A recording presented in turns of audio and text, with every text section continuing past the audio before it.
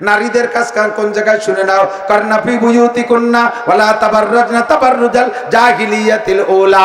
মহিলা তুমি আওয়াজ তোমার পর্দায় রেখো সর্বদা। গানের মেলায় আসর করে হইও না তুমি বেপর্দা, ওয়াজের মাঠে আসর করে হইও না তুমি বেপর্দা, হাট বাজারে আসর কইরা হইও না তুমি বেপর্দা, কাউন্সিলে আসর করে হইও না তুমি বেপর্দা, সংসদে ঢুকে আসর করে হইও না তুমি বেপর্দা।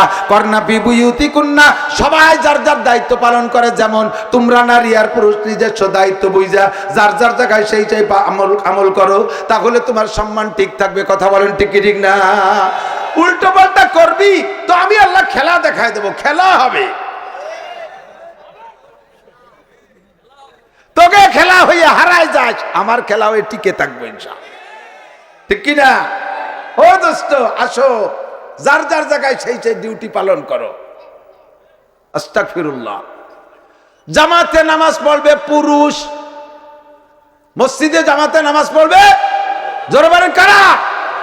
সিদ্দিকা আয়েশা রাদিয়াল্লাহু তাআলা আনহা, খলিফাতুল মুসলিমিন হযরত ওমর ইবনে খাত্তাব রাদিয়াল্লাহু তাআলা আনহুর খিলাফত কালে যখন ওমর প্রেসিডেন্ট, মসজিদে হাজী সাহেব আছেন নাকি? হাজী হাজী হাজী হাজী আছেন, হাজীরা বলতে পারবেন। মসজিদে নববীতে নামাজ পড়তে গিয়ে দেখি মহিলারা তো ওখানে আসে, দুই মসজিদে মহিলারা আসে, মেয়েরা বাচ্চা কাচ্চা নিয়ে আসে, পেশাব পায়খানা করে জাগা গুটা পুটা করে নষ্ট করে ফেলাইছে। মা নামাজ পড়তেছে, বাচ্চা তল দিয়ে যে দুধ খাওয়া শুরু করে দিয়েছে। মা নামাজ পড়তেছে, বাচ্চায় কান্নাকাটি স্লোগান দিয়ে কাঁদতেছে। মুসল্লি একজন নামাজ পড়তেছে, তার সামনে ছোট বাচ্চা যে প্যান্ট খুলি দিয়ে মুতিয়ে দিচ্ছে দাঁড়াই পেশাব। এই কাম দেখে হযরত আয়েশা ওমরকে বললেন, খলিফাতুল মুসলিমিন, মহিলাদেরকে মসজিদে আসতে নিষেধ করলে ভালো হয় না? হযরত ওমর তো কাজে আমি তো তাই চাচ্ছি, কিন্তু আমি যদি এই সংবিধান জারি করি তাহলে তুমি আয়েশা আমার কাছে বড় আলেম, তুমি আবার প্রতিবাদ করলে টিকতে পারবো না। আল্লাহ বাঁচাইছে, আল্লাহ তোমারও বাঁচাই রাখুক, আমি আজিয়া বন্ধ করে দিচ্ছি। সঙ্গে সঙ্গে যাইয়া সাহাবায়ে কেরামদেরকে ডাইকে আইনা মসজিদে নববীতে এলান করে দিলেন, আজকে থেকে কোন দিনও দুইটা মসজিদ ছাড়া পৃথিবীর কোন মসজিদে নারীরা যে নামাজ পড়বে না, নারীরা জামাতে নামাজ পড়বে না। মসজিদে হারাম শরীফ, মক্কার মসজিদ আর মসজিদে নববী, দুইটা মসজিদে অনুমতি এজন্য রাখলাম, দূর দূর থেকে দেশ বিদেশ থেকে হাজি মহিলারা আসবে, তারা নামাজ পড়তে জন্য আসবে, সেই জন্য তাদের জন্য একমাত্র দুইটা মসজিদের দরজা খোলা থাকবে, নারী আর পুরুষ নামাজ পড়বে। বিশ্বের আর কোন মসজিদে মহিলারা নামাজ পড়তে পারবে না। মহিলারা মসজিদে যে নামাজ পড়লে তাদের যে পরিমাণ নেকি হয়, তারা ঘরে বসে নামাজ পড়লে তার সাথে 5 গুণ বেশি নেকি দেওয়া হবে। ওমর বলে নাই, একথা হুজুর বলছেন। কুবার মসজিদে কুবা, হাজি সাহেবরা দেখছেন মসজিদে কুবা কাবা থেকে 3 মাইল পূর্ব দিকে, আমার খেয়ালে পূর্ব দিক পড়ছে, দক্ষিণ দিক না কোন দিক যেন, ওই 3 কিলোমিটার দূরে মসজিদে কুবা, নবী পাক মসজিদে কুবা নির্মাণ করে ওখানে একজন ইমাম নিযুক্ত করে দিয়ে মদিনায় চলে গেছেন। মদিনায় যে মসজিদে নববী করেছেন, হুজুর মসজিদে নববীতে নামাজের ফজিলত বললেন, যেই ব্যক্তি আমার পিছনে মসজিদে নববীতে নামাজ পড়ে, আল্লাহ তাআলা তাকে অন্য মসজিদের চাইতে 1000 গুণ বেশি নেকি দান করে। অন্য হাদিসে আছে 50,000 গুণ বেশি নেকি দান করে। এভাবে হুজুর বললেন। তো কুবা এলাকার এক মহিলা হুজুরের কাছে যে বলতেছে, হুজুর আমার বাড়ি তো কুবায়, আমি 5 ওয়াক্ত আপনার পিছনে মসজিদে নববীতে এসে নামাজ পড়ি। হুজুর বললেন কেন? কয় হুজুর আপনার কিরাত শুনে দিলটা ঠান্ডা হয়ে যায়, আর আপনি বলেছেন অন্য সব মসজিদে নামাজ পড়েছে, মসজিদে কুবায় নামাজ পড়লে 1000 গুণ বেশি নেকি, 50,000 গুণ বেশি নেকি। হুজুর এই নেকির আশায় আমি এই 5 ওয়াক্ত সেই কুবাইতে এটি আসি। বুঝতেছেন কথা? হুজুর মহিলাকে সাবাস দিলেন, ধন্যবাদ, জাযাকাল্লাহু আহসানাল জাযা, আল্লাহ তাআলা তোমাকে উত্তম জাযা দান করুক। এভাবে হুজুর তাকে অনেক প্রশংসা করলেন। এ কথায় কি বোঝা যায়? খেয়াল করতেছে না, এ কথায় বোঝা যায় যে মহিলাকে হুজুর উৎসাহিত করলেন, ঠিক আছে তুমি রেগুলার 5 ওয়াক্ত কুবায় এসো, কুবা থেকে মদিনায় এসো, এসে আমার পিছনে নামাজ পড়ো, এ বোঝা যায়। হুজুর তাকে প্রশংসা করলেন, তাকে দোয়া করলেন। এরপরে হুজুর মহিলাকে নিয়ে বসে বলতেছে, তুমি কুবা থেকে মসজিদে নববীতে কেন আসো? কয় হুজুর নেকির আশায়, বেশি নেকি। হুজুর বললেন, এই মসজিদে কুবায় আমার পিছনে নামাজ পড়লে যে পরিমাণ নেকি হয়, এর চেয়ে যদি অন্য কোনো জায়গা পড়লে বেশি নেকি হয়, তুমি কি সে জায়গা পড়বা? কয় জি হুজুর, তাই তো পড়বা, আমি তো বেশি নেকি খুঁজি।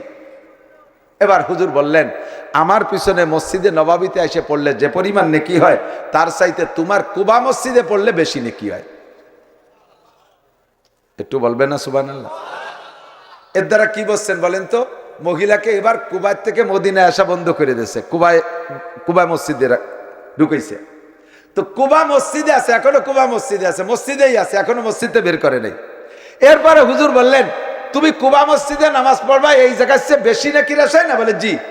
ওর চেয়েও বেশি নাকি হয় আর এক জায়গা পড়লে, তুমি সেই জায়গা পড়বা? জি হুজুর, তাড়াতাড়ি কর। যে কুবা মসজিদে না পড়িয়া তোমার বাড়ির ভিতরে যে কোনো ঘরে পড়লে মসজিদে চেয়ে বেশি নাকি হয়। এবার মহিলা কি মসজিদে আছে না বাড়ি নিয়ে গেছে? এবার বললেন 3 গুণ হয়েছে। কয় গুণ? তোমার বাড়ির যে কোনো ঘরে পড়ার চাইতে তোমার নিজের বসত ঘর যেটা ওইটার মধ্যে পড়লে আরো বেশি নাকি। তোমার নিজের বসত ঘরের যে কোনো জায়গায় বারান্দায় মেজোতে যে কোনো জায়গায় দাঁড়ায় পড়ার চাইতে তুমি খাস একটা গোপন কামরা বানাইবা, যে জায়গায় নামাজ পড়লে কেউ দেখে না, এমন একটা গোপন কক্ষে পড়লে আরো বেশি নাকি। এবার মিলান, মসজিদে নববীর চাইতে কুবায় বেশি, কুবার চাইতে বাড়ির ঘরে, বাড়ির ঘরের চেয়ে নিজের বসত ঘরে, বসত ঘরের যে কোনো জায়গার চাইতে নিজের খাস কামরায়। তাহলে মহিলা যদি নিজের খাস কামরায় গোপনে নামাজ পড়লে মুহাম্মদুর রাসূলুল্লাহ সাল্লাল্লাহু আলাইহি সাল্লামের মতো ইমামের পিছনে মসজিদে নববীতে নামাজ পড়লে যেই সওয়াব, তার চেয়ে যদি 5 গুণ বেশি সওয়াব হয়, আমার বাংলাদেশের যে কোনো মসজিদে মহিলা নামাজ পড়ার চাইতে নিজের খাস গোপন রুমের ভিতরে নামাজ পড়লে 5 গুণ নয় 500 গুণ বেশি নাকি হবে। কথা বলেন ঠিক না? ফিতনার জামানায় দিনে কয় ওয়াক্ত নাই গেল, এই মসজিদ আছে বাগানের ভিতরে, 200 গজ বাড়ি থেকে 200 গজ দূরে বাগানের মধ্যে মসজিদ। আপনার বউটা সেই জায়গায় ঈশার নামাজ পড়তে গেল, মসজিদে নামাজ পড়ার ফজিলত কয়ে দিয়েছেন, মসজিদে যে নামাজ পড়লো, আলে এই মুরগি নিয়ে যায় তো 4 পাইয়ে শিয়েলে, আর ওই সমস্ত আগান বাগানের ভিতরে 2 পাইয়ে গাঁজা খা শিয়েল থাকে। কত কর না কে? এই মুরগিটারও গাঁজা খা শিয়েলে ধরে নিয়ে যেতে পারে কি পারে না? 1000 বছর মসজিদে যে নামাজ পড়ে যা ইনকাম করবা, একটা অ্যাক্সিডেন্টে সব শেষ করে ফেলাই দেবে।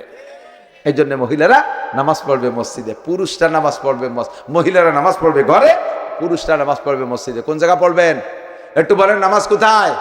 1 ওয়াক্ত নামাজ মসজিদে পড়লে আপনার আমল নামায় 527 ওয়াক্ত নামাজের সওয়াব লিখে দেওয়া হবে। বলবেন না সুবহানাল্লাহ? 1 ওয়াক্ত নামাজ জামে মসজিদে ইমামের পিছনে বললে 527 রেকাত, 527 ওয়াক্ত নামাজের সওয়াব। পাশাপাশি আরেকটা দিক আসেন, আল্লাহ নামাজ ভাঙ্গার কারণ 19টা। কয়টা জানেন? সব কয়টা জানেন না? বিদায় আপনারা বহুজনে জীবন ভরে নামাজ পড়তেছেন, আখেরাতে খালি হাতে উঠবেন। 1 ওয়াক্ত নামাজ আপনার ফান্ডে জমা হয়নি। নামাজ ভাঙ্গার কারণের মধ্যে একটা কারণ হলো নামাজের মধ্যে আমলে কাসির। আমলে কাসির কাকে বলে? আমার দিক আমলে কাসির বলে এই ওয়াজটা আমি রাতভর অন্যান্য কিস্সার ওয়াজ করে জেনে কি হবে, আমার এই ওয়াজটা তার চাইতে কোটি গুণ বেশি নাকি হবে। সেই ওয়াজটা এখন করতেছে। দিক তাকান, নামাজের মধ্যে আপনার আমলে কাসিরে নামাজ ছুটে যায়। আমলে কাসির কাকে বলে? নামাজের ভিতরে 2 হাত দিয়ে কোনো কাজ করলে তারে কয় আমলে কাসির। এখন নামাজের মধ্যে আপনার লুঙ্গি খুলে গেছে 2 রাকাত হওয়ার পরে, 2 রাকাত হওয়ার পরে 4 রাকাত ওয়ালা নামাজের 2 রাকাত হওয়ার পরে লুঙ্গি খুলে গেছে। এখন লুঙ্গি কি 1 হাত দিয়ে ভরা যায়? ডলি মুড়াই গুড়াই তুলিও তার তৃতীয় রেখাতে আবার খুলে যাবে। লুঙ্গি 2 হাত দিয়েই ভরা লাগবে। আর 2 হাত দিয়ে লুঙ্গি বললে নামাজ বাতিল।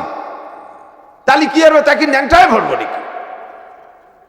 না, ন্যাংটায় ভরবেন না। আপনি ওই সময় 2 হাত দিয়ে লুঙ্গি পরবেন, 2 হাত দিয়ে লুঙ্গি পরে টাইট করে আবার নতুন করে তাকবীরে তাহরিমা দিয়ে নামাজ শুরু করবেন। আল্লাহু আকবার। আগে 2 রাকাত হয়ে গেছে, 3য় রাকাত আর 4র্থ রাকাত আপনি পাইছেন। ইমাম সাহেব সালাম ফিরানোর পরে উঠে দাঁড়াইয়া যে 2 রাকাত আগে নষ্ট হয়ে গেছে সেই 2 রাকাত আবার পড়ে নেবেন। অর্থাৎ নামাজে জামাতে 2 রাকাত 1 রাকাত মিস করলে যেরকম পড়তে হয় পরে ওইভাবে পড়ে নেবেন। কথা কি বোঝা গেছে? এই না বোঝা থাকার কারণে সারা জীবন পরে নামাজের মধ্যে লুঙ্গি ভরি, আবার নামাজ ছোটে না, জোরে হাঁটু চিপে ধরে ছুটিয়ে না যায়। নামাজ ভাঙ্গার কারণের মধ্যে 19টার কারণে আমার দিক 1 নম্বর কারণ, নাম্বার 1 নম্বর কারণ হলো নামাজে কিরাত অশুদ্ধ পড়া। শুধু কিরাত না, নামাজে অশুদ্ধ পড়া।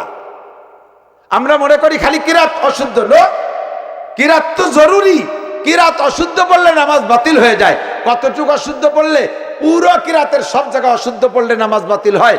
আর 1-2 হরফে বাতিল হয় না, এরকম না, একটা হরফের উল্টো পাল্টার কারণে নামাজ বাতিল। যেমন এদিক থাকেন, একটা মদের টানের পার্থক্যে নামাজ বাতিল। আপনি পড়ছেন কুল ইয়া আইয়ুহা, মা বোনরা খেয়াল করেন, কুল ইয়া আইয়ুহাল কাফিরুন লা